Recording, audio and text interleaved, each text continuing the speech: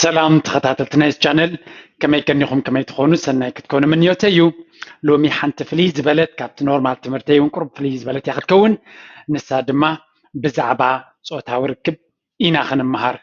أبزانا لو مار سنريا بزح أبتي حبرة سبناتنا زر أنا قرنتولو صوتها وركب وتبع تاي تراي زدوليو نسو تراي كسرحو زلو نسو تراي كواحدو زلو كويني يزحسب أبز حجة كنزارب كلنا أب حدارنا فقرن يخزارب أبزي ترانا يقوالن سيتي أبزو تاوركب انتاي كونالو كومدما كمي جرات هقوالون أبزي عودزي زبالة أبركتو كلوا يخل سلامنتاي دما كن رينا استفل عليه طبابات كتكتولو زلوا انتاي تقمدما خمت تخل سلامنتاي نزا فيديو خقبرات تقديدا دهريلكم ويكا مريته بزح نزلت نكف RST بستفل عليه ببرايفت يمتني سلازي زارست زي بقلت كنزاربولو سلازي نخل بزح صقامي زفتر بقلت زي مزرامنا دما نوعو كم ديسكاشن ديكونا كالو قلباب جيرنا نتهيوت أم مفراسن أب كالا أم خادن سلادسعب قصينا نزا قدايزيا شو عتا قدس دي بفلاي نتندك تبعتيو نتزلو نتحساسبا زسبحن زلعلن كوم دما نتهيوت كما كر زخل زبالكو مخري كابزحت كيلاتا زمتة ناباهم يقرب له كسام موداتا شوعات تسمعكم من دما أقداسي مخري نخلو صوتا كون خل زيارة عندك نسيو كحق زخل إلي زعمن. So, what makes a woman great in bed? نقول نسيتي انتايو أبعارات ويكاب صوتا وركب بلس تسقبرا شوعات تتبابات كما كريه قدامي تكاباتن sexy femininity قوال كم قال انت مسيلة لك أن تقول نتا ندحر لبيساتو مور صحابيت كان مرة صحابيتن نودي كتمارخ تخلن يقبرايو أبز عجزة لنا مدرخ بسحاد كنستيو أتي زولوك مكيارات نايو تبعتاي بحري أغريسيف كونا بصراحة بتنا كوغويا حماق مالتاي كونن جن قال كومبوننت قال كفال نايتي وتن نتقوال مخانن زين صبارق بحر مزهلو نبزحاد كتبعاتيو كسعبوا ميخل سلازي أبزيان تاي مخانو كنرينا let's not beat around the bush. Women tend to like strong and alpha males, especially in bedroom. مجمريا دكنستيو بزحو كايز الرب انتخوني بحفة شاقن انت عين دك تبعتيو حيالاتن عبلال ترازلوم ابصوتها وركب ويا بعرات زيادة يمرصع انتي مالتي زي بزحو جزي تودي سقمتتات وسيدو تبقصوتات وسيدو نتاقوال بزرع على تراخط أول زخل إيان زمرتا زيجي أب حبرة سبنا بعبي زرلو كان تخونا يود تبعتاي سرع كوينو كازرو تخونا ولاتن معرباوين هجرات زبهلاون ستيل تندك نستيوم استغل معبالين بزح نجارات كابوت تبعتاي كم زبيا بتتجاجا مع مصنعتي زرقاقتيو مخنياتو قال مور دليتا تاخد جلت وكان قديت أنت جميرة كالا عين سلي وحبا زدمان تودي هدم جلز بالأمن توتصل زلوي أبدي حجي كنت نكاكن كلا لنا مخنياتو كل بهيلن بهالان حق النتالو مالت هيكونن جن أمونغو أجابات هالوبزي كان رينا men often like a feminine and sexy female بزحد كتبعتيو كلهم نبلي لنا بزحد كتبعتيو قال كم قال أكت تجبر كم قال تخدن كم ناي قال النسيتي جرما مزهلوا زيادة أصحاب النت يهلوا يبلو كم قال نود كم زغربت قال نبقال كم قال أكت تجبر كلا كتنصبار كلا مور نودي تسحبوا يبلو they love the soft and caring nature of women and also love her power. سلزي قالكم بحال كله soft تكون كلا ويكا رغق زبالت ويكا كتنكفا خلا دسسا خلا خاسي ناي قال بحر زلوا كم ودي مرة حيال قال زي كونت يمرت بزحات ديناي ولا كم حيال تكونتون اتي أكرادنا كايدان ناي قال نسيت مزخون مور صحابنا كم زلو نوتي ناي بزح مصنعتي زي so ندقنا تي ناي caring كم تقدع سنة حاليوت فقر ملقاس من ناي تقدع سنة من تبرع كلوا خلو دما مور sexy femininity يبلو masculinity تي حيال قوني ناي ممتع ناي محقاز ناي protect ويمكل خال ناي وتبعتك كون كلو قال دما ناي حاليوت ناي فقرن كتنصبر كلا مور feminine بحرنا تاي خوني بلو ناي قال نسيت بحر خو ان كموين power كلوا خلو دما يفتوا a woman who understands her femininity power knows her value and doesn't need a man to take care of her. ስለዚህ ታጓል እቲ ናታ ናይ ጓል ኣንስተይቲ ሓይልን ፅልዋን ክትፈልጥ ከላ ኩሉ ግዜ ከም ጓል ኣክት ትገብር ከምኡ ድማ ከም ጓል ዓይነት ባህሪ ዘለዋ ተወሳኺ ግን ኩሉ ነገር ካብ ወዲ ትፅበ ዘይኮነት ናታ ሽግር ናታ ሂወት ድማ ክትመርሕ ትኽእል ምስ ትኸውን ሞር ሰሓቢት ትኸውን ስለዚ ጓል ከም ጓል ክትከውን ክትክእል ኣለዋ ናይ ጓል ኣንስተይቲ ፅባቐኣ ድማ ከተጉልሖ ክትክእል ከላ ዝበለፀ እዩ ኣብ ኣከዳድና ኣብ ኣግዳማዊ ኣካላታት ኣይኮነስ ኣብ ሓንጎላ ዝያዳ ዘተኮረ ኢና ክንርኢ ቁፅሪ 2 ሴክሲ ኮንፊደንስ ናይ ጓል ኣንስተይቲ ኩሉ ግዜ ንወዲ ማራኺ እዩ ምናልባት ኣብ ባህልና እንተሪና ካብታ ጓል ብዙሕ ኮንፊደንስ ክፅበእ ስለዘይፅበ ሓፋር ክትከውን ገለገለ ክትከውን ስለዝፅበ ቁሩብ ኮንፊደንት ኮይና ክሪኣ ከሎ ብዙሕ ትማር ናይ ምምራኽ ክእለታ ዝለዓለ ይኸውን እንታይ ማለት እዩ ኮንፊደንስ ኣብ ፆታዊ ርክብ ክንሪኦ ከለና ኸ sexy confidence in the bedroom can turn your partner because you're not afraid to display your sexuality with them ስለዚ ብዙሕ ግዜ ጓል ኣንስተይቲ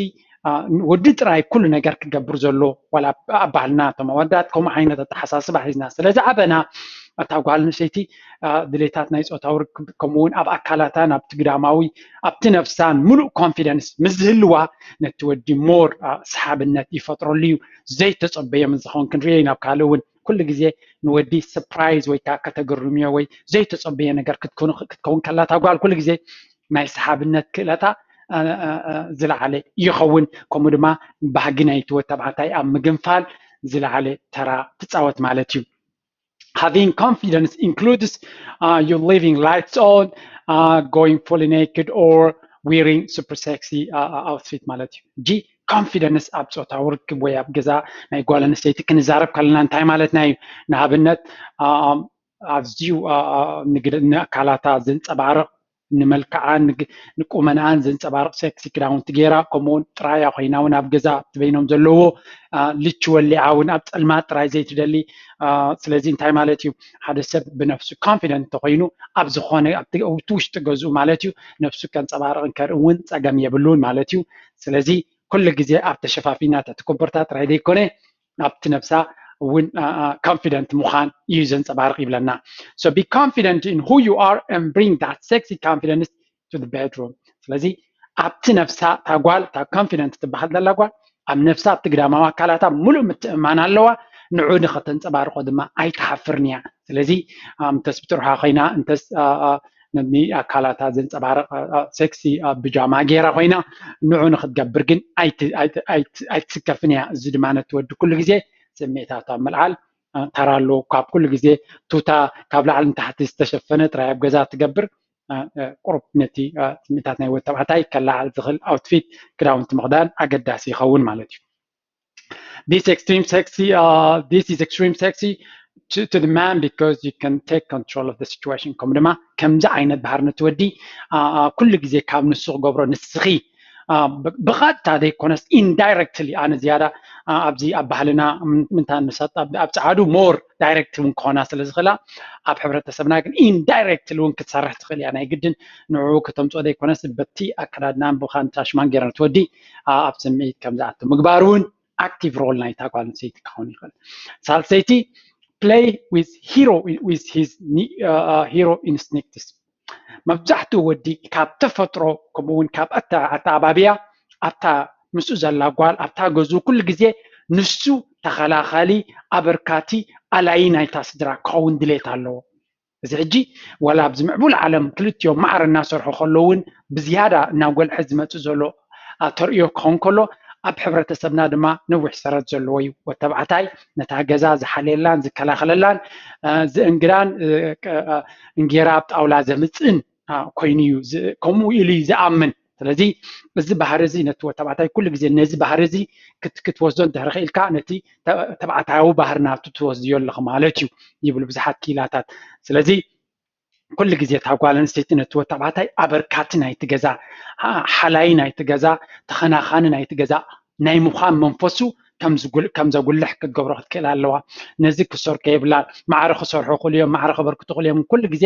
ኣብቲ ገዛ ሰብኣይ ናይ ሰብኣይ ባህሪ ንክህልዎ ከተተባብዖ ክትክእል ኣለዋ እዚ ክስምዖ ከሎ ድማ ሰብኣይ ኮንፊደንት ይኸውን ኣብቲ ገዛ ድማ ሰብኣውነቱ ዝተሓለወ ኮይኑ ይስምዖ እዚ ብጣዕሚ ኣገዳሲ theory of the ጊዜ እዚ the hero instinct claims that men desire to feel like a hero for their woman መብዛሕትኡ ግዜ ደቂ ተባዕትዮ ፊልም ዝፈትዎ እንተሪና ኩሉ ግዜ እትወት ተባዕታይ ነቲ ጓል ዝከላኸለላ ገለገለ that's why እዚ ኩሉ ሆሊውድ ብዛዕባ ጥራይ ይሰርሕ እታ ጓልቲ ተኸናኺኑ ኩሉ ገይሩ ደብላ why ወተባዕታይ ኩሉ ግዜ ከምኡ ዓይነት ኣተሓሳስባ ሒዙ ስለ ዝዓቢ biological እውን ንኸምኡ ዲዛይን ስለ ዝኾነ they have an innate urge to step up to the plate and provide for her and protect her ስለዚ ኩሉ ግዜ ነታ ጓል ኣንስተይቲ ክከናኸኑላን ከበርክቱላን ክሕግዝዋን ኣብ ሓንጎሎም ኣለዎም ስለዚ እታ ጓል ኣንስተይቲ ዋላ ናታ እንተለዋ ነቲ ወዲ ንዓዓ ንክሕግዛ ክሓስብ ከሎ ከተተባብዖ ክትክእል ኣለዋ ከም ወዲ ተባዕታይ ክስምዖ ምንታይ If men are often driven, so men are often driven by then ሰለስተ ነጥብታት ክንዝክረና ኣለና ሓደ ደቂ ተባዕትዮ እንታይ ይሓስቡ they want to have a meaningful life and feel appreciated ትርጉም ዘለዎ ሂወት ክህልዎም ከምኡ ድማ በቲ ዝገብሩ ኣብቲ ገዛ ኣድናቆትን ተገዳስነትን ክህልዎም ይደልዮም ነቲ ገዛ ሓለይትን ነደቕትን ምዃኖም ክፍለጠሎም ይደልዩ ከምኡ ድማ to provide for those he cares and about his family but ነቶም ስድሩ ድማ ዝያዳ ኣበርካቲ ምዃኑ ክፍለጠሉ ብኻልኦት ኣብ ከባቢኡ ዘለዉ ሰባት ድማ ክብረት ክወሃቦ ንወተባዕታይ ኣገደስቲ ነጥብታት እዮም እዚአን ሰለስቲአን እታ ጓል ብዝተፈላለየ መንገዲ ከተንፀባርቐ እንተኽኢላ ኩሉ ግዜ ነትወዲ ስምዒታቱ ናብ ዝለዓለ ከም ዝኸውን ትገብሮ he wants to have your back and be your hero let him be ስለዚ ሂሮ ወይ ከዓ ተኸላኻልን ጅግና ናይታ ጓል ኣንስተይትን ክኸውን ስለ ዘድሊ that's why እውን ናተይ ጅግና ዝብል ቃላት ብዙሕ ብፍላይ ኣብ ኣምሓሩ የኔ ጅግና ዝብል ቃል ዋላ ዝበሃልና ጅግና ተኣታተወ ዝመፅእ ዘሎ ቃል ካብኡ ዝመፅእ ሂሮ ኢንስቲንክት ናይቲ ወዲ ተባዕታይ ንምንፅብራቕ ዝግበር መልእኽቲ ማለት እዩ እዚ ስለዚ እዚታት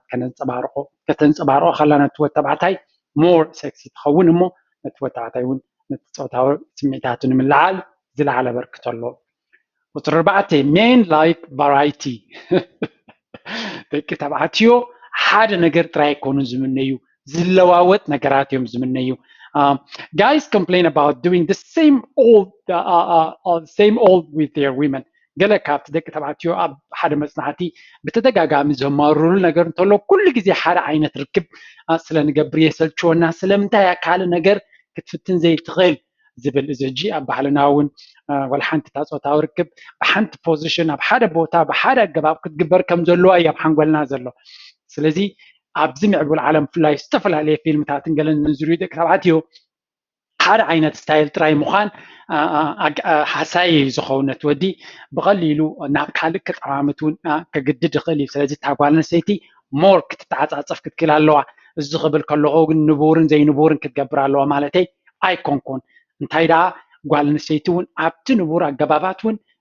ዝኾነ ነገር ፍልጠት ክትድልብ ክትክእል ኣለዋ ከተንብብ ኣለዋ ሜጋዚንስ ክትርኢ ኣለዋ ሓደ ነገራት ክትርኢ ኣለዋ ምንታን ኣፍልጦ ንክህልዋ ስለዚ ኣተን ኢንትረስቲንግ ኣዋልድ ወይ ከዓ ንፉዓት ኣብ ዓራት ዝበሃል ኣዋልድ እንታይ ይገብራ እንተሪኢና ይመሃራን ይመራመራን ዝተፈላለየ ካልእ ፖዚሽንስ ኣገባባት እውን ይርያ ማለት እዩ ስለዚ እዚ ነቲ ፆታዊ ርክብ ሞር መቐረት ከም ዘለዎ ይገብሮ if you're always operating where he's on top then why not try to shift that ኩሉ ግዜ ንሱ ብላዕሊ ሳብ ታሕቲ ክትከውን ኣለዋ ኢሉ ጥራይ ኣተሓሳስባ ዘለዋ እንተኮይና ተጓል ጌጋ እዩ ስለምንታይ ሓደ ግዜ ንሳውን ክትቀያየር ክትክእል ኣለዋ ምክንያቱ ኩሉ ግዜ ትወዲ ጥራይ ክሰርሕን ክደክምን ኣይኮነን ዘለዎ ፆታዊ ርክብ ክልትዮም ከበርክትሉ ዘለዎም ናይ ክልትዮም ስራሕ እንተኮይኑ ድማ ምቁር ዝኸውን እዚ እውን ዝያዳ ክስራሓሉ ከም ዘለዎ ይሕብሩ it's little things like this that make the big difference ስለዚ እቶም ንኣሽቱ ለውጥታት ንገብሮም ዓበይቲ ለውጥታት ዘይኮነስ ንኣሽቱ ነገራት ክንለዋውጥ ከለና መቐረታዊ ዝህሉ ምክንያቱ you see sleeping with the same person over and over is kind of like having the same meal over and over እንታይ ማለት እዩ ኩሉ ግዜ ሓደ ዓይነት ፆታዊ ርክብ ምግባር ማለት ብኻልእ ኣዘራርባ ኩሉ ግዜ ሓደ ዓይነት ምግቢ ከም ምብላዕ ማለት እዩ ኩሉ ነገር ሓደ ነገር ጥራይ ትገብር ተኮይንካ ይስልችወካ እዩ ስለዚ ለውጢ ኣገዳሲ ይኸውን ማለት እዩ sometimes you just need to switch up the taste a little bit ስለዚ ንእሽተይ ነገራት ምቅያር ኣገዳሲ ይኸውን number 5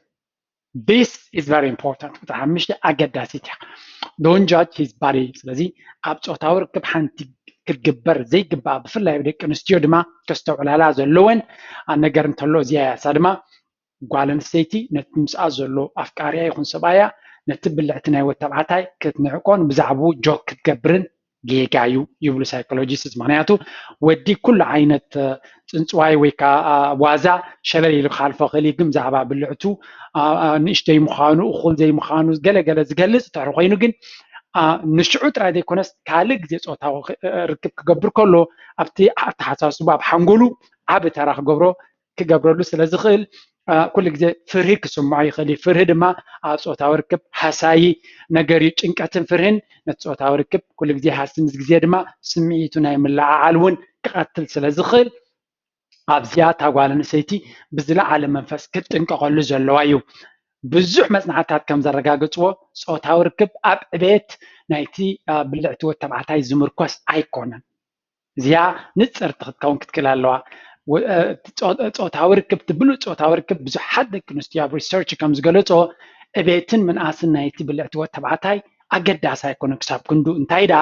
እቲ ፀወታ እቲ ቅድሚ ሴክስ ዘሎ ምስዓዓምን ምልዓዓል ናይ ስምዒታትን እቲ ቀንዲ ኣገዳሲ ነታ ጓል። ስለዚ ኣቦ ጌጋ ርድኢት ኣለና እዚ ከዓ ብዙሕ ግዜ ፖርኖግራፊ ዝርኢ ተኮይና ወይ ዝርኢ እንተኮይኑ ኣብኡ ዝርአ ዝተጋነነ ዕቤት ናይ ብልዕቲ ወዲ ተባዕታይ እዚ ተራ የብሉን ዝሳክት ነቲ ፖርኖግራፊ ተባሂሉ ዝግበር እምበር ፆታዊ ርክብ ዕጋበት ንክህልዎ ኣብቲ ዕቤት ናይቲ ብልዕቲ ወዲ ተባዕታይ ብዙሕ ከም ዘይምርኮስ ብዙሕ መፅናዕትታት ዘረጋግፁ ሓቂ እዩ። ስለዚ እታ ጓል ዝኾነ ይኹን ዋዛ ይኹን ንዝሰለ ነገር ናይቲ ወዲ ተባዕታይ ብልዕቲ ኮሜንት ምሃብ ፅቡቅ ኣይኮነን ይብሉና ማለት እዩ። he will get completely turned off እዚ ነቲ ፆታዊ ምልዓዓል ናቱ ክቐትል ዝኽእል ከምኡ እውን ኩሉ ግዜ ጭንቀትን ስትረስን ከም ዝገብር ክገብሮ ዝኽእል ስለዚ ከተተባብዖ ዳይ ዘለዎ እምበር እዚ ነገራት እዚ ክግበር ኣይግባእን ጌጋዩ ውፅኢት እውን የብሉን ይብሉና ማለት እዩ። ሻትሸይቲ be open minded ጓል ኣንስተይቲ ኩሉ ግዜ ፀቢብ ርእሲ ክህልዋ የብሉን ኩሉ እቲ ሓደ ካብ ሰባት ዝሰምዓቶ ዘይኮነሲ ሓንጎላ ክትከፍቶ ክትክእል ኣለዋ። እንታይ ማለት እዚ if you're the type of woman that has a strong reaction to anything not normal during sex that may turn off a man እዚ እንታይ ማለት እዩ ዝኾነ ይኹን ካልእ ለውጢ ክመፅእ ከሎ ቀልጢፍኪ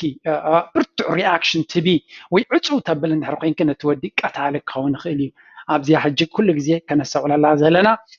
እንታይ ክትገብር ኣለዋ ሓድሽ ነገር ክፍተን በዓል ቤት ወይ ኣፍቃሪኺ ሓድሽ ነገር ሓድሽ ፖዚሽን ገለ ክሓትት ከሎ ኩሉ ግዜ ነዚኣ ነፍስክ እንታይ ክትሓትት ትኽእሊ will it hurt me or him emotional or physically እዚ ክንገብሮ ንሓስብ ዘለና ንዓይ ይኹን ንዑ ኣካላዊ መጉዳእቲ ይገብረልና ድዩ yes or no yes እንድሕር ኮይኑ ኣይትግበርዮ ከምኡ ድማ ስምዒታዊ መጉዳእቲ ይገብረልክ ድዩ yes or no yes እንድሕር ኮይኑ ኣይትግበርዮ ግን no እንድሕር ኮይኑ ካልኣይ ድማ ኣካላዊ መጉዳእቲ ኣብ ሓንጎልክ ዘሎ ድዩ ዋላ ብኣካል ብልክዕ ከጋጥም ዝኽእል እዩ። ስለዚ ኩሉ ግዜ ንኩሉ ነገር ብዕፁብ መንፈስ ጥራይ ትኸድ እንድሕር ኮንኪ ነቲ ወዲ እውን ቀታሊ ክኸውን ይኽእል እዩ። ምክንያቱ ከም ዝበልናዮ ዝደጋገም ሓደ ዓይነት ጥራይ እንድሕር ኮይኑ ኣሰልቻዊ እናኾነ ክኸይድ ይኽእል እዩ። ኣይረን እምበር ናብ ካልእ ዓይነት ክስተት ከጋጥም ከሎ ትወዲ ብቐሊሉ ናብኡ ክኸይድ ከም ዝኽእል ክንጥንቀቕ ክንክእል ኣለና። ናብኡ ንኸይከይድ ማለት ኣይኮንኩን ኩሉ ግዜ ኣብቲ ገዛ ኣብቲ ናትካ ፍቕሪ ሂወት እቲ ዝበለፀ ኣብኡ ክፍጠር ክንፅዕር ክንክእል ኣለና። women who are great in bed are open to new ideas but that doesn't mean you need to agree to all of them. ስለዚ እተን ንፍዓት ኣብ ዓራ ዝበሃላ ደቂ ኣንስትዮ ኩሉ ግዜ ንሓድሽ ነገር ድልዋትን ልዕሊ ኩሉ ድማ ንሳትን እውን ሓድሽ ነገር ክፈጥራን ከምፃን ዝፅዕራን ተበግሶታት ዝወስዳን ሓሳባት ዘለወንን ምዝኾና እዩ። ስለዚ ኩሉ ግዜ ኣብዚ ግን ኣመና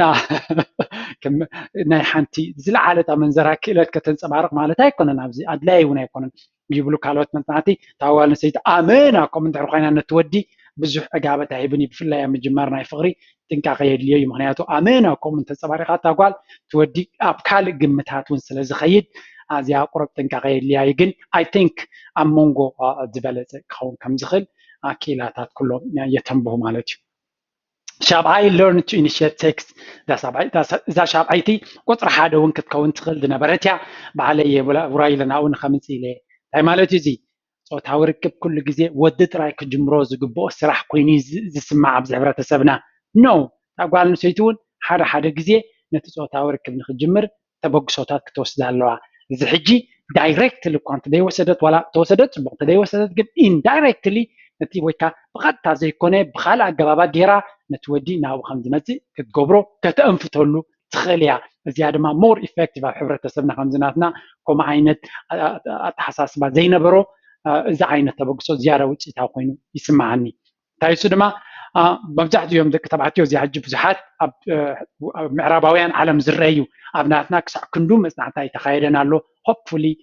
تسفى قبرا بزمت عمتات نقبرو أبعتهم جن حنت كابتي بزحتك تبعتيو ز complain ويكا زمارو لانت بي ذك نستيو كم زقبع تبقصوتات كم زي وزدا كله تتبقصو نابودات كم زقطفو فموداتون حقوسات يكون بزي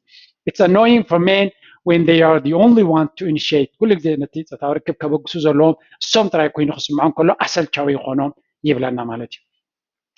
كالي حنتي عباي دكتور سوزان شبريخر استبعال تايتبل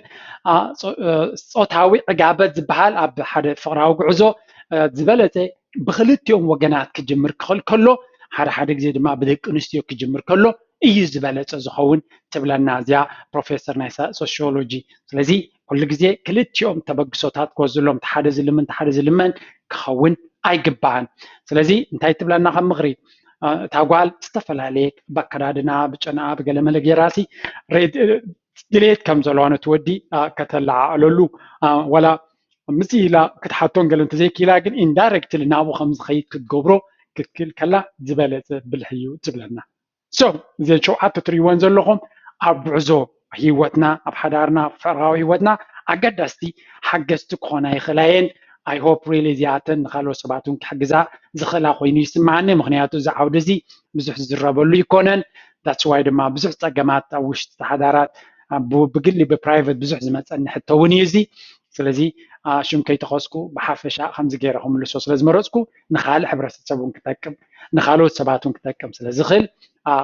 تفتيخما لايك تقبروا لا ناتكم توساخي تمكرون حبريتان تلوكم دما مبزعتهم نزي فيديو زريو كومنت سلازنببو أبت كومنت خدقتفو يتحساسبكم كساب مودة سلازراهم ما يمسجنكم أبكال الفيديو أبحث سرقزي كساب نراخب دحانكم بلكم سستنايو تشاو